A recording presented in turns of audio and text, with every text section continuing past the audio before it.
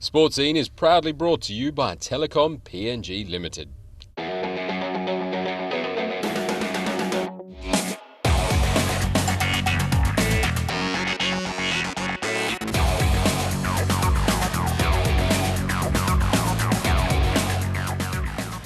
Good evening, Papua New Guinea, and welcome to Sports Scene. Glad you could join us on tonight's program.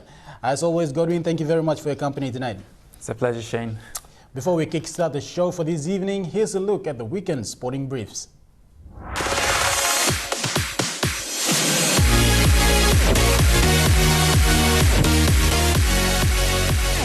On tonight's sports brief, the PNG Hunters have now bagged 3 wins, the latest one being the 20-20 win against the South Logan Magpies in Brisbane over the weekend. A tough game it was, but the Hunters had a well-managed defense that held off the very experienced Magpies still full-time. Coach Michael Marum said the defense improved compared to the last 2 games. They will host the North Devils this weekend here at the National Football Stadium. In round 3 of NRL, the match between the Raiders and West Tigers saw a dismal 6-46 loss for West Tigers. Raiders coach Ricky Stewart is pleased with how his team carried out the demolition, which consisted of great defense and consistency.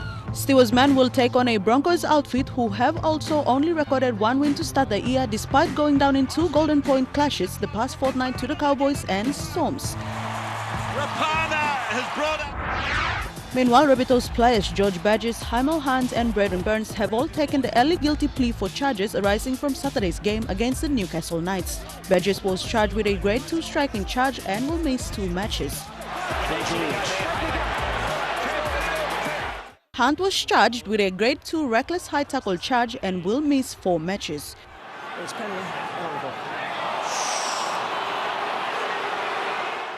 Burns was charged with a Grade 1 shoulder charge and will miss 1 match. And Broncos forward Sam Taide will plead not guilty at the judiciary to his contract conduct charge, while Eels back rower Tepai Moeroa will miss a week after pleading guilty to a shoulder charge on Ashley Taylor. Newcastle's Josh Starling and Manly's Apisai Corey Sau will both be free to play after entering guilty pleas to their charges.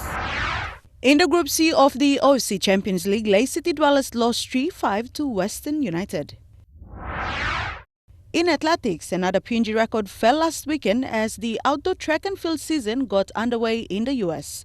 This time, Adrian Monagi improved on a national heptathlon record set at the NCAA Division II Championship last year. Already in a final season of intercollegiate athletics at the young age of 21, the PNG record holder was competing at a home track in San Angelo, Texas alongside teammate Kami Norton, who placed second in the recent Indo Nationals. The competition with Kami has been very good for Monagi, who ran a personal best of 14.34 seconds in the 100 meters hurdles and put the short 11.04 meters on a way to a points total of 5,221 for the 7-event heptathlon.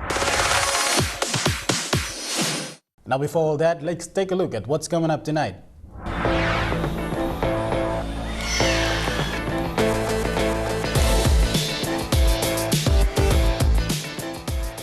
Filipino Association PNG Open 2017 volleyball and basketball season. PNG Barramundis departs for United Arab Emirates for the Inter-Continental Cup tour.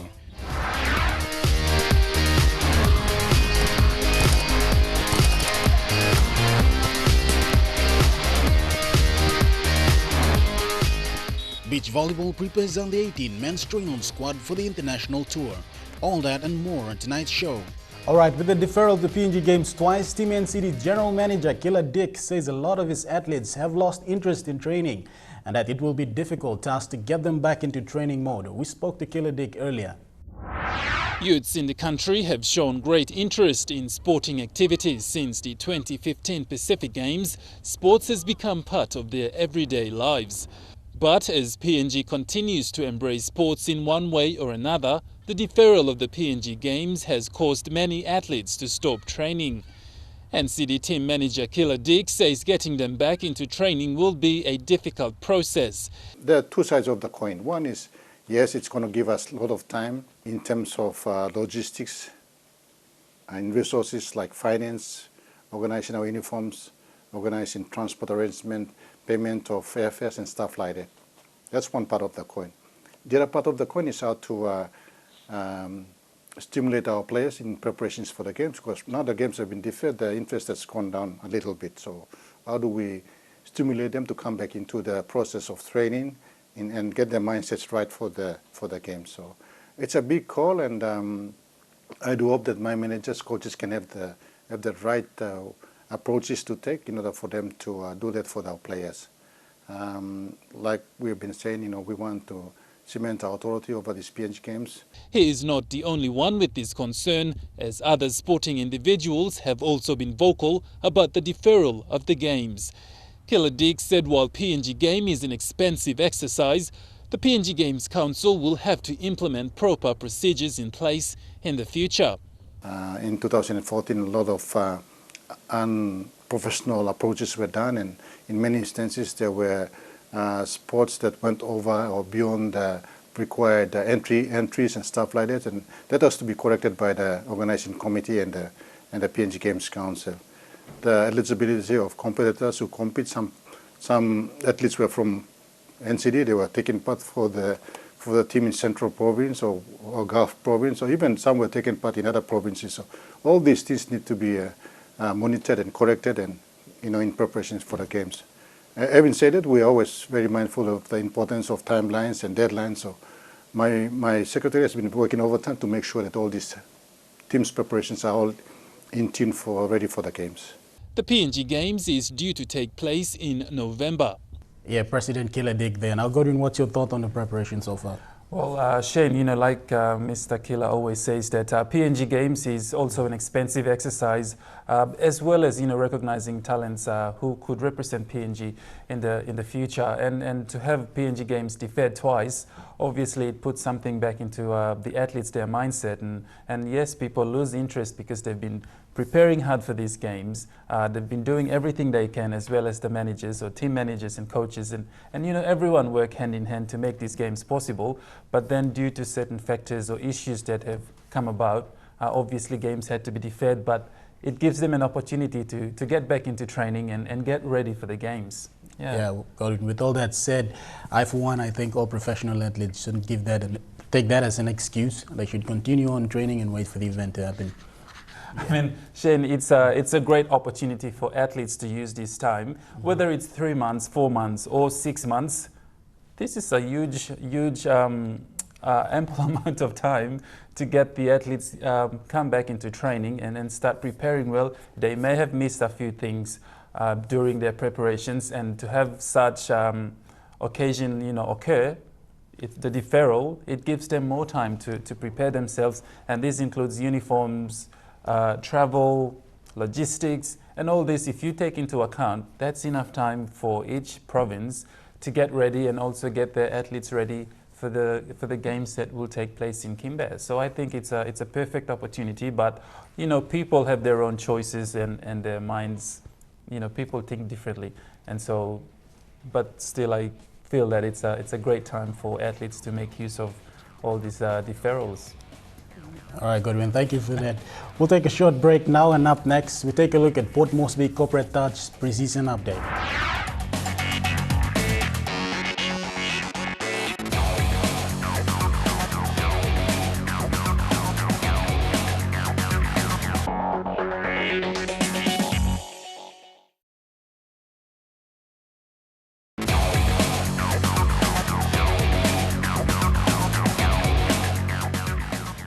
Welcome back to the program. Port Moresby Corporate Touch competition ended their preseason competition yesterday, and we spoke to the match coordinator Jerry Bogg, and here's what he had to say.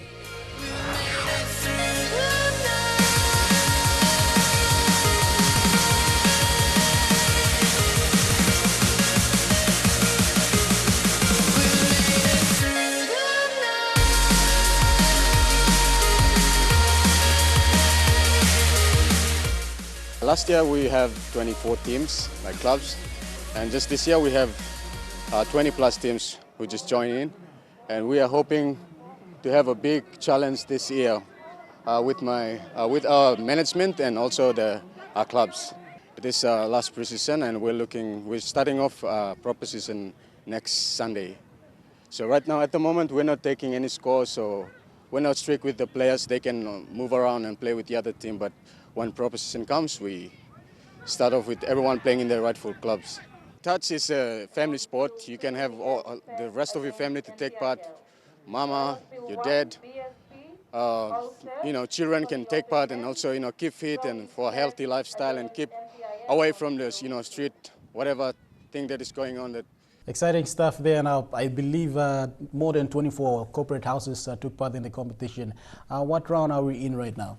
That's right, Shay. Now, we had 24 plus teams that participated over the weekend for the corporate touch competition. And so there was a great turnout, as you've already seen.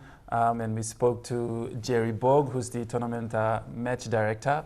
And so everyone had an interesting weekend. And now the proper season is coming up this weekend. And so the number may increase, but that depends entirely on the company that's willing to take part in the 2017 season. So, more companies are still encouraged to participate in this tournament for 2017. Yeah, so exciting tournaments coming up later in the year, yes.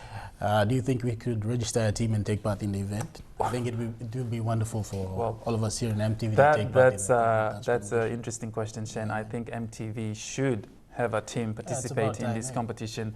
It's quite some time now. We haven't had any participation in any corporate competition, but yes, I agree, Shane.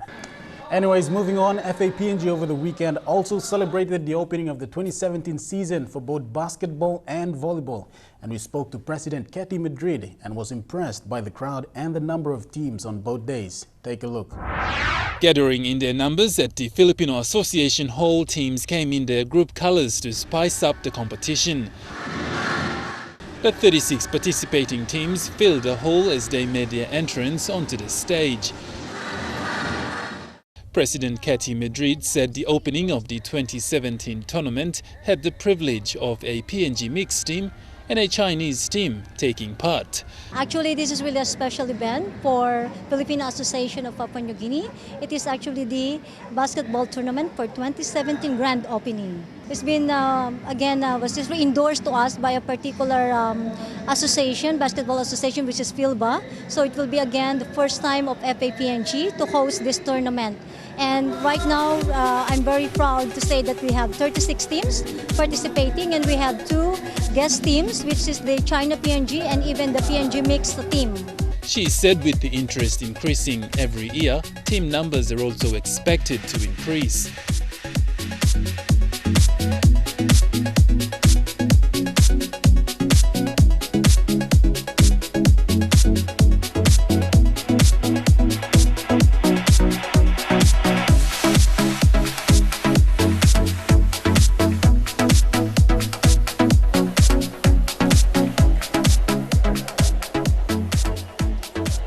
I'm very pleased to really see the families, especially Filipino families, coming together.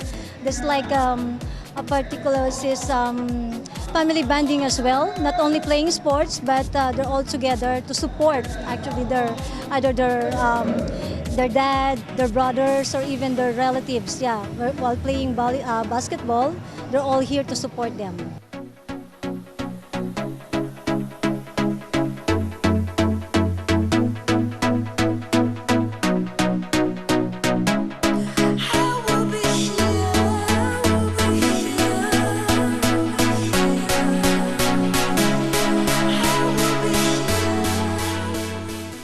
All right, great stuff there. Now we'll take a break now, and on the other side, we'll take a look at PNG Barramundis tour to Abu Dhabi.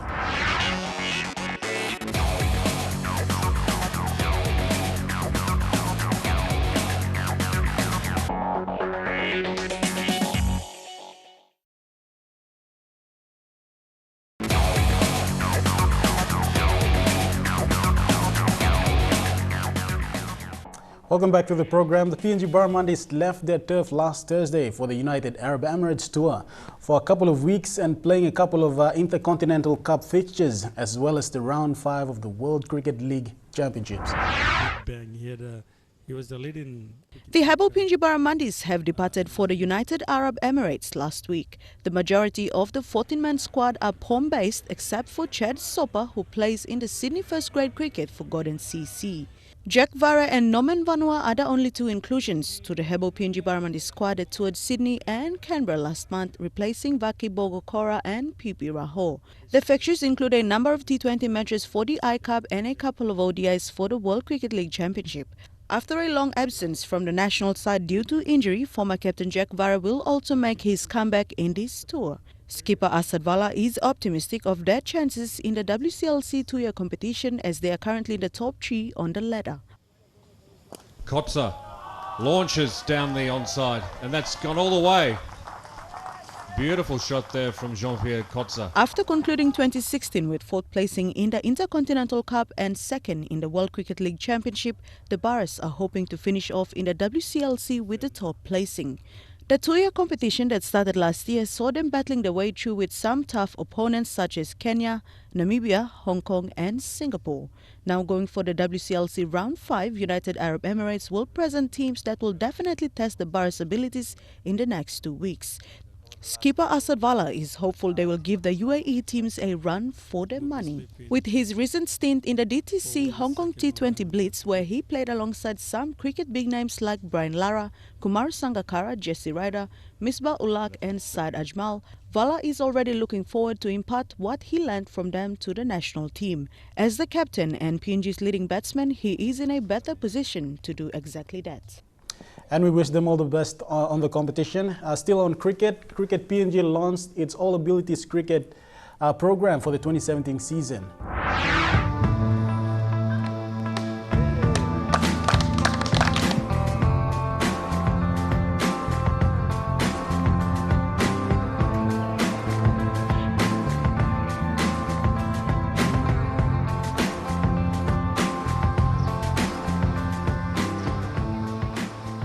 This year marks the third year of the program, and Red Cross has been one of our very loyal and supportive clients since the inception of the program in 2014. The All Abilities Cricket program is mainly to use cricket to empower people with special needs, to build their confidence, bring about positive change, promote health and physical well-being, mental health and physical well-being also. So we're very pleased that this is the third year now, and we're launching the program this year. We're trying to develop the blind cricket program also. We also have this program running here in NCD and also trying to branch out to other 8 cricket provinces also. So part of the program, we also did some donations of goods donated by New Zealand Cricket that was organized by Mr. Deepak Patel, our head coach, to help support our program. The objective of the program, the main aim is to use cricket as a tool for development. The All Abilities Cricket program is a sports development program initiated by Cricket PNG and is supported and funded by the Australian government through the PSB program. So we mainly believe that through sports, there's certain characteristics that you can build through sports. So we try to use cricket to bring along these changes.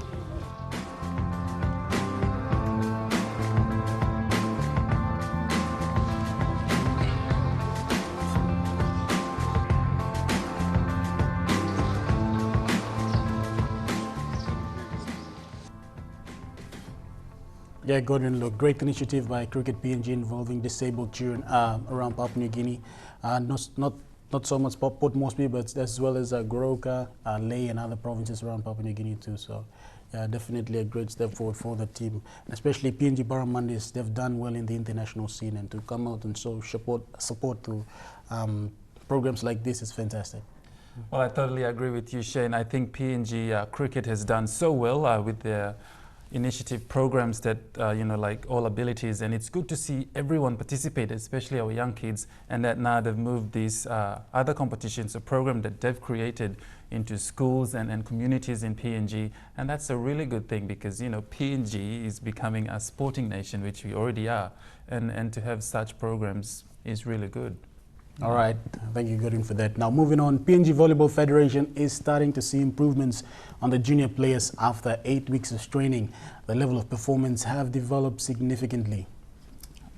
Shane, that's, talking about significance and development, these are really big words. And of course, PNG Volleyball Federation has really identified some key players just within 2 months.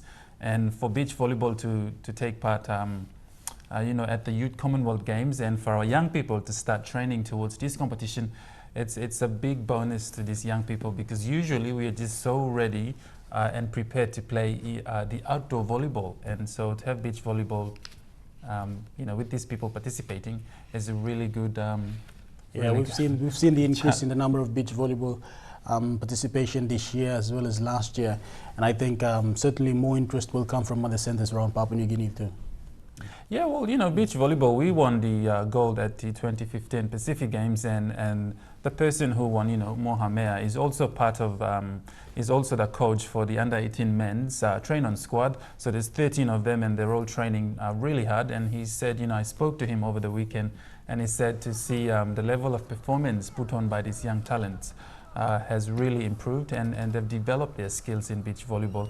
And so everyone is happy, and so they're looking forward to preparing these young people for the Youth Commonwealth Games. And the number obviously will have to be cut down to 6 so that we can have 3 teams who will be preparing before the final 2 can be selected to represent PNG at the Bahamas. So, all right, Godwin, thank you for that. Stick around now. On the other side, we'll talk more on football.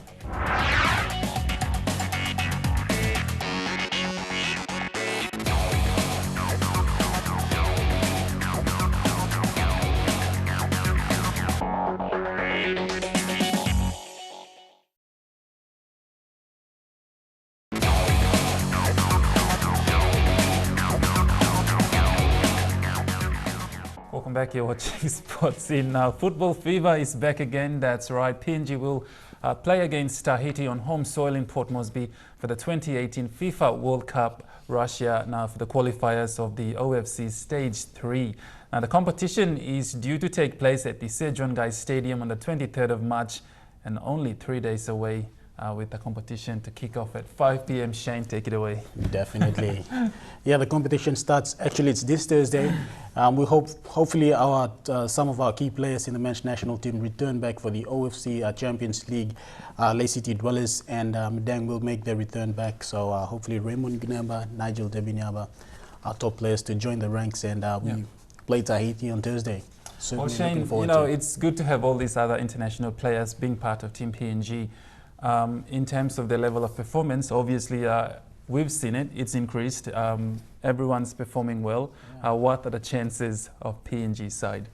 Well, considering the fact that we went to the finals with New Zealand last year and the OFC Nations Cup Stage 2, I think we have a fair chance of beating Tahiti this time around, and we do have the home advantage, and I think the crowd will be. We're expecting a full house crowd on Thursday again, just like last year. So capacity? To capacity, 15,000. Yeah, it will be. Now, another thing is, Shane, what do you think about the coach, Fleming Siritslev, and the way he's been maneuvering these boys in terms of their training? Well, I think Coach Fleming Siritslev has done a remarkable job in bringing these players together. This time, the inclusion of several international players. Some of our players, international players, we won't be seeing them, the likes of former captain David Muta and veteran Baxter Korea Kupaiga. But we have a bunch of new faces in the squad. Most of them, a couple of them have international exposure, so it's a boost to the team. Look, Shane, even though we don't have these people playing, as long as Mr. Siritslev has the team all lined up, has a good plan for how he reckons the competition will be looking like, and to have the presence of the PNG people watching around the country, and of course Port Moresby residents, it means a lot. And I'm thinking already that PNG has a chance of winning this competition. Yeah, definitely, Godwin. Anyway, we'll wrap things up here on Sports In tonight. Thank you very much for joining us, as always. If you have any queries regarding tonight's discussion, you can find us on EMTV Online, or visit our Facebook page, or do drop by at Garden City 2nd floor and ask for one of our sports reporters. We're more than happy to assist you out. Until next time, on behalf of Godwin and I, good night, Papua New Guinea. Sports Scene was proudly brought to you by Telecom PNG Limited.